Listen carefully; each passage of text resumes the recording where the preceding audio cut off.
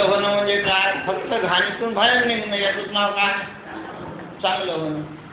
आता व्यवहारातलं चांगलं होणं वेगळं आहे, परमार्थातलं चांगलं होणं कसं आहे? वेगळं. परमार्थातलं चांगलं होणं म्हणजे घाणीतून बाहेर निघणं म्हणजे चांगलं झालं. आता मला देहाचे विचार माझ्या बंद झाले म्हणजे चांगलं झालं. देहाचे विचारच माझ्या चित्तामध्ये येणं काय झालं? बंद झालं. हे चांगलं झालं. चित्त निवांत झालं, चित्त शांत झालं. आता रात्रंदिवस चित्तामध्ये घाणीचे विचार आले आणि मग चांगलं व्हावं. कसं चांगलं व्हावं? आता घाणीला घाण जास्त भेटली म्हणजे चांगलं झालं का? आता कोणाकोणाचं असतं चांगलं होणं.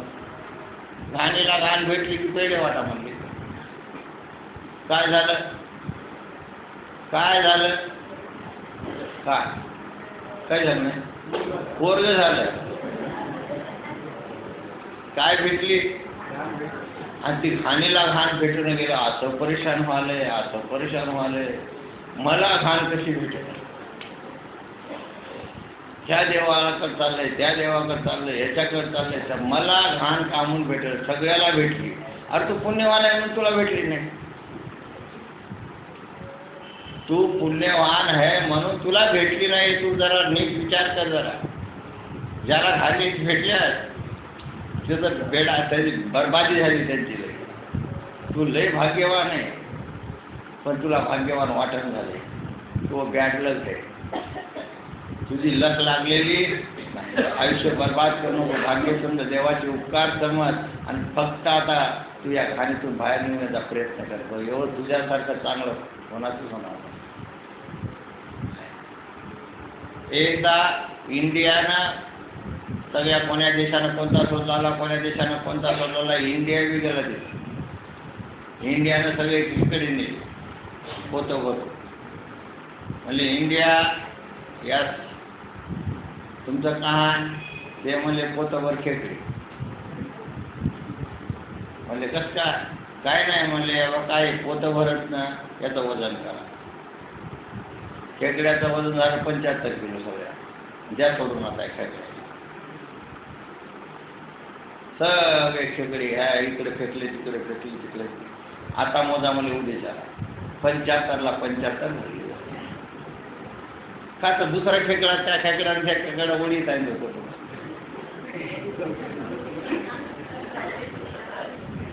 75ला पहिले इंडिया कसं होते तसं.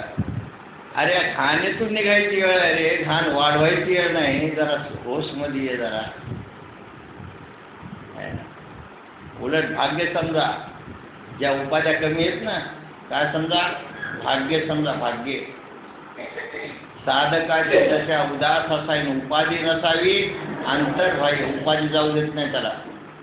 मुख जाण्याचा प्रयास आहे पण उपाधी त्याला काय होत नाही, जाऊ देत नाही.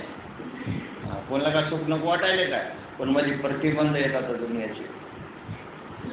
तळमळ वाटते त्या जीवाला की ही वेळ त्याला कळायला लागली, पण ही वेळ चांगली, पण उपाधीमध्ये अडकलेली. घाण जाऊ दे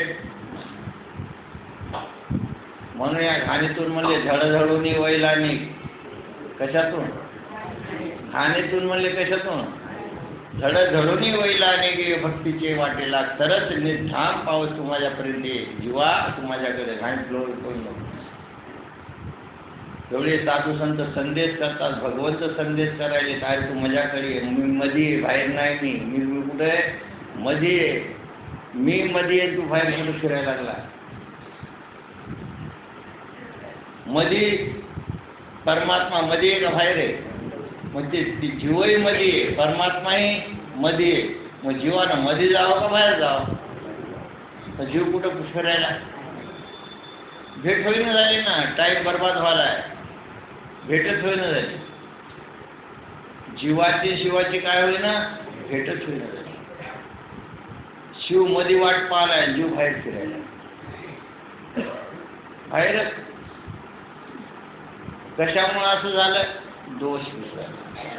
काय मिसळला? दोष.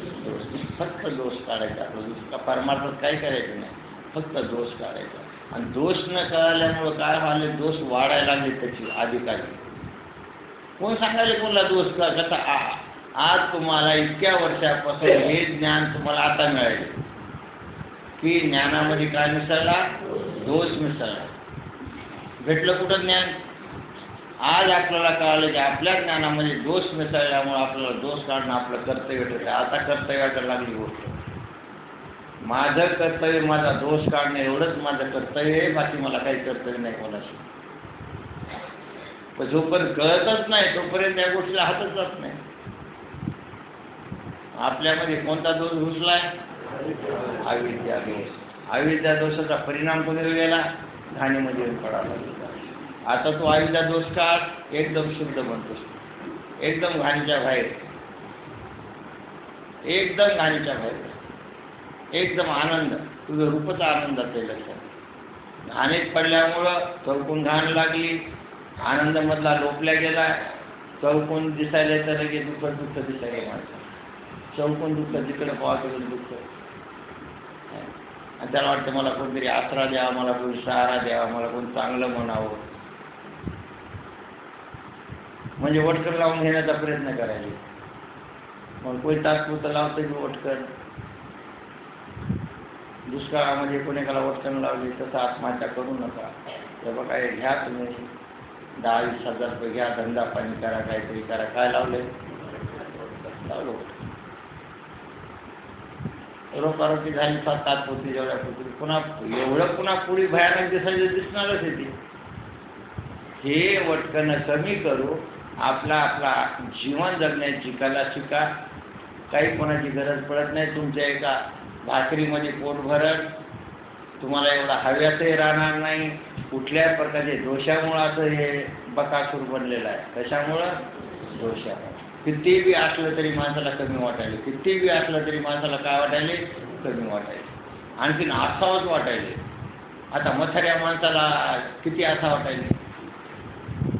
सगळ्यात जास्त भूक कोणाला लागली?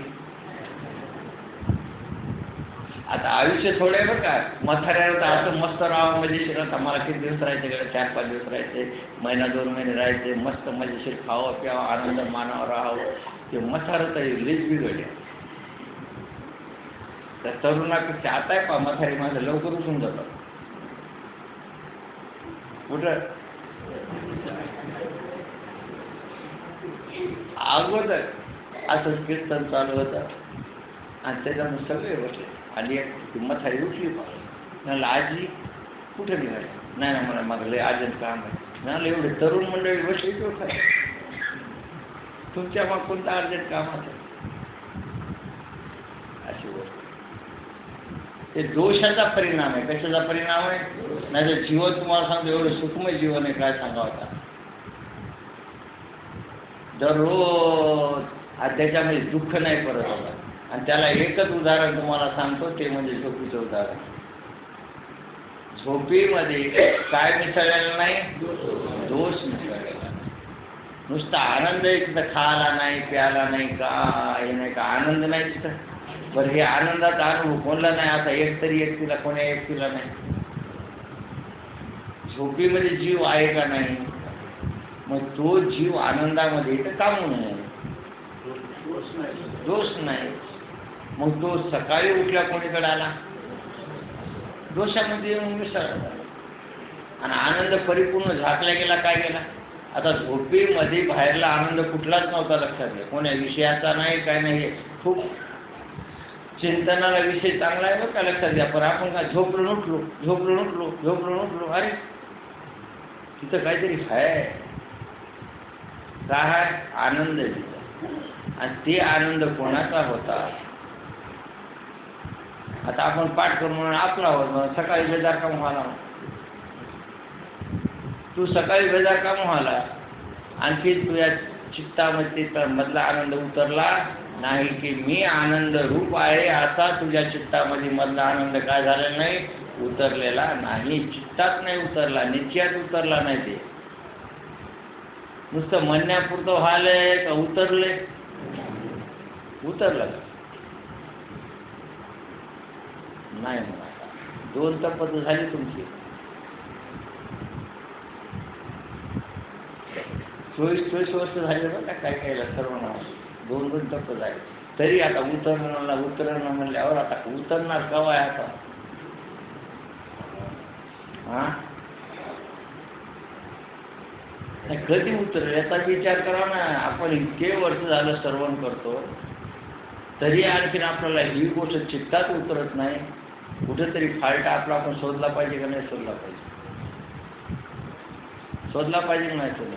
42 वर्षामध्ये तुकाराम महाराज उतरला चित्तामध्ये, ज्ञानेश्वर माझा 22 वर्षाच्या आत उतरला, मुक्ताबाईचा 16 वर्षाच्या आत उतरला, चांगदेवामध्ये उतरून टाकला, पुन्हा आपल्यामधला चांगदेवामध्ये उतरला. आपलं कुठं अडकलंय? कुठं त्या ह्याच्यामध्ये भूत झाले ते काढावं ना, काडी घालून आणि ते उतरू द्याच्यामध्ये. अहो नालीमध्ये कचरा अडकल्या पाणी जाते का? आपला कुठतरी कचरा अडकला असेल का नसं चाललंय? कोणाला माहित काय चाललंय? तुम्हाला सांगतो दिवस आनंदात आहे पाले, फक्त त्याच्यामध्ये काड्या करा. जिथं अडकलं गेलं तिथं काय फिरवा? गाडी. बाहेरले विचार बंद करा जरा. बाहेरला काय किती आयुष्य गेलं विचार करण्यात, हाताला काही लागलं नाही. जरा आपला विचार करा स्वतः. आहे मी हा कोणा करावा विचार, म्हणे ज्ञानदेव निवृत्तीचा, दीप गेल्यावरी कैसा जी प्रकाशन झाका झाकी त्याचं कसं. तर असो अशा रीतीनं ज्ञानामध्ये काय मिसळा, दोष मिसळला की भ्रम तयार होतंय.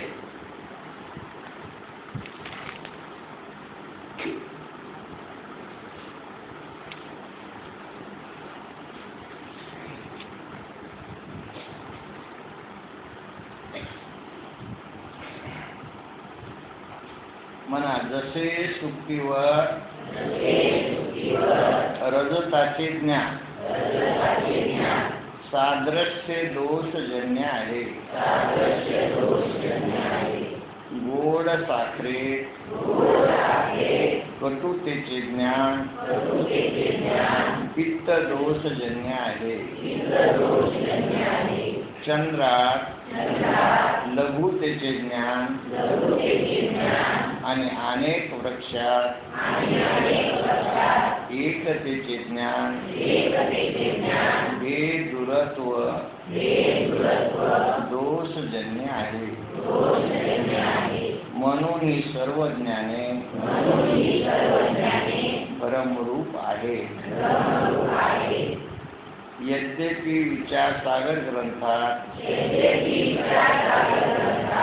पूर्व पक्षाच्या मताने कार्य अध्यासाची साधन सामग्री सांगत असताना परमाता, प्रमाण, प्रमेय, परमाता, प्रमाण, प्रमेय त्रिविध दोष अध्यासास कारण आहे असे सांगितले आहे. म्हणजे दोषामुळे अध्यास होतो असं काय झालंय विचारसागरामध्ये सुद्धा सांगण्यामध्ये आले. तेव्हा सांगितलं कार्य अध्यासाची सामग्री सांगते. अध्यास दोन आहेत, कारण अध्यास आहे आणि कार्य अध्यास आहे. कारण अध्यास आहे, कार्य अध्यास. कार्य अध्यासामध्ये 3 प्रकारचे दोष सांगितले ते विचारसागर ग्रंथामध्ये. परंतु सर्वच अध्यासात त्रिविध दोष असावेच लागतात असे नाही. कारण आकाशाच्या ठिकाणी नीलतेच्या अध्यासात वरील 3 दोष नाही. म्हणजे परमाता, प्रमेय, प्रमाण हे 3 दोष या अध्यासामध्ये आहेत. सगळ्याला आकाश निळ दिसायला लागले आणि मुळामध्ये आकाशाला रंग नसते. कोणला? आकाशाला मुळात रंग नावाची वस्तू नाही. आता कशावरून आकाशाला रंग नाही? तर आकाशाच्या पोटातून वारं जन्मलं. कोणाच्या पोटातून? आकाशाच्या. मग वाऱ्याला कोणता रंग आहे? याच्यावरून सिद्ध काय व्हायला लागले? जिथं कारणामध्ये रंग नाही, हे आपलं कार्यामध्ये रंग नाही तर कारणाला रंग येईल कुठून? म्हणजे आकाशाला रंग नाही, तरी आकाश सर्वांना निळं दिसायले. सगळ्यात जास्त निळं कोणाला दिसायले? आकाश. तसं सगळ्याला दिसायले, पण जास्त कोणाला दिसायले?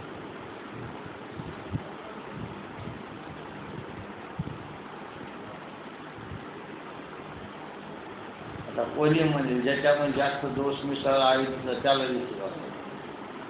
दिसायले सगळ्याला, पण त्यातल्या तर कवीला लई दिसायले. कोणला?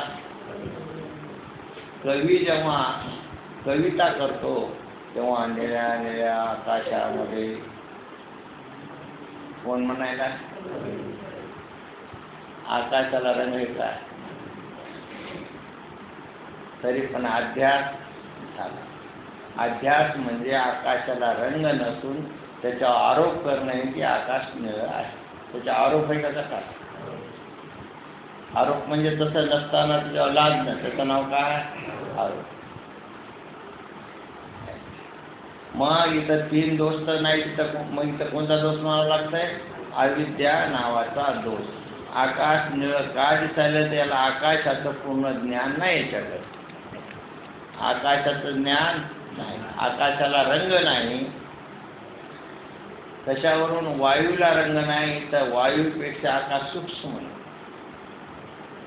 म्हणून आकाशालाही रंग नाही. जिथं आकाशाला रंग नाही, त्या आकाशाला प्रकाशित करणारा परमात्मा, त्याला रंग असेल का? म्हणजे सूक्ष्म झालं ना, आकाशापेक्षा तो कसा आहे? सूक्ष्म. मग आकाशाला रंग नाही, आकाश कुठं नाही? सर्व ठिकाणी. आकाश सर्व ठिकाणी आहे. आकाश म्हणजे हृदय मंदिर समजा. आकाश या शब्दाचा अर्थ काय झाला? पोकळी. आकाश म्हणजे पोकळी. मग पोकळी कुठं नाही? चौकड आहे की नाही पोकळी? आणि त्या पोकळीच्याही पलीकड सूक्ष्म कोण आहे? परमात्मा नाही का? यालाच म्हणायचं सर्वागती राम. देहादी जिथं आकाश आहे तिथं परमात्मा आहेच ना. आकाशाला आकाश कोणाला कळाले? ज्याला कळाले तो कोण? आकाशापेक्षा वेगळा आहे का? कसा आहे? आकाशापेक्षा वेगळा आहे. मग आकाशाला रंग नाही, वाऱ्याला रंग नाही, तर त्या परमात्म्याला रंग असेल का? आणि जीव शिव सम म्हणल्यावर मला रंग असेल का? मला कसं वाटेल? मला कसं वाटेल? काय देवा तुला कळालं नाही? थोडा माझा कलर ब्लॅक झाला आहे, त्याच्यामध्ये हळद थोडी टाकली असते का तो बिघड असतं? म्हणून बरेच माझं हळद लावायला.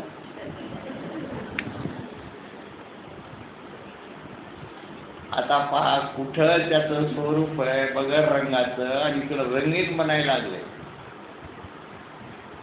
मोहा रंग काळा आहे, गोरा आहे, सावळा आहे, असा आहे, तसा आहे. किती मोठा अध्यास आहे. आता पहा ना तुम्ही, ते पुढे पुढे लय करणारच अध्यास. आणि आपल्यामधला भरम थोडा थोडा कमी पण होणार आहे. जसं जसं हे कळत राहील ना तसं काय होतंय? आता तुम्हाला सोप्या पद्धतीने सांगितलं.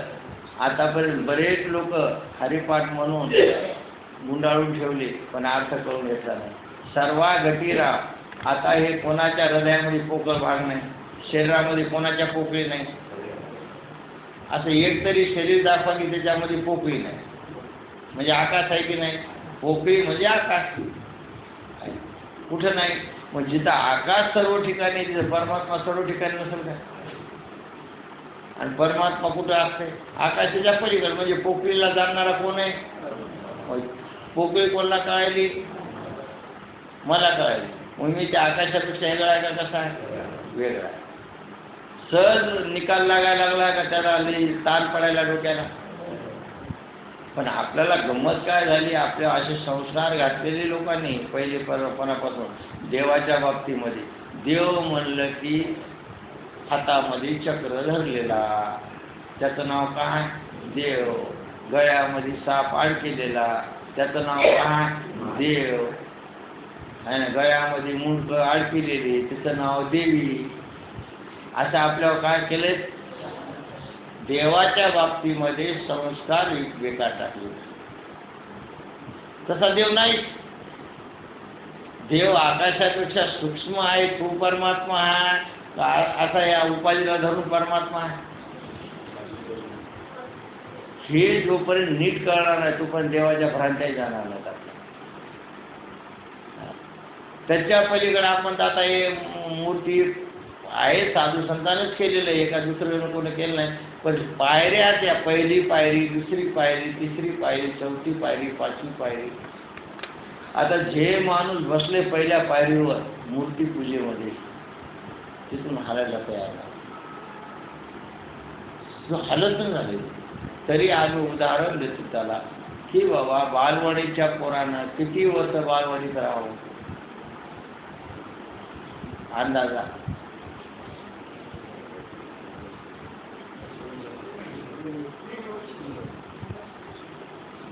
बालवाडीतच काय बोलते. तिथे मोठी स्टडी आहे, मोठा अभ्यास आहे तिथं. तर तुम्हाला सांगतो, लोक जिंदग्या गेल्या बालवाडीवर शिकायला.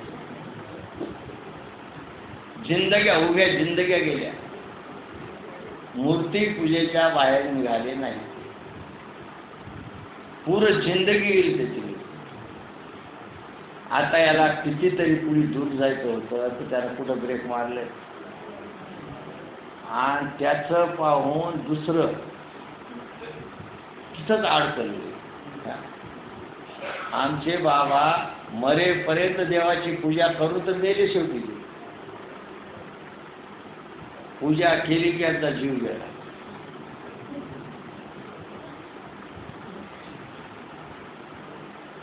आता पाठीमागचं तसंच करी का कसं करी?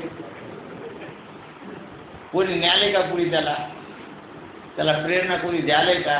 हो, जरतेच अडकून पडले. कुठं राहिला कुठं. आता आकाशाच्या याच्यापेक्षा सूक्ष्म परमात्मा, ज्ञानस्वरूप परमात्मा तिथपर्यंत ते गेलंच नाही. जडामध्ये अडकून पडलं. ते बी जड परिच्छिन्न देव. ते देव तसा नसते बरं का, लक्षात घ्या. संतांनी प्रत्येक ठिकाणी यापके भरीला तोचे हरी म्हणले का परिच्छिन्न हरी म्हणले? यापके भरीला तोची शब्द कसा असला? यापके भरीला तोचे, तो परमात्मा आहे. जे सर्व घटामध्ये आहे तो परमात्मा आहे का असा परिच्छिन्न एकदेशी जड परमात्मा आहे?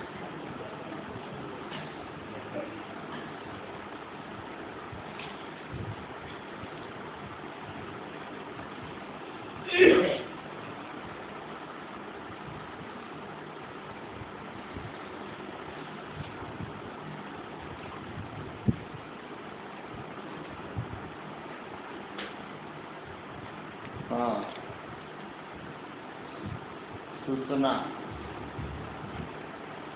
आज तो चंचल निकम आपल्याला महिला सबलीकरण आणि डोळ्याच्या आरोग्याबद्दल माहिती सांगणार आहे. कोण आहे?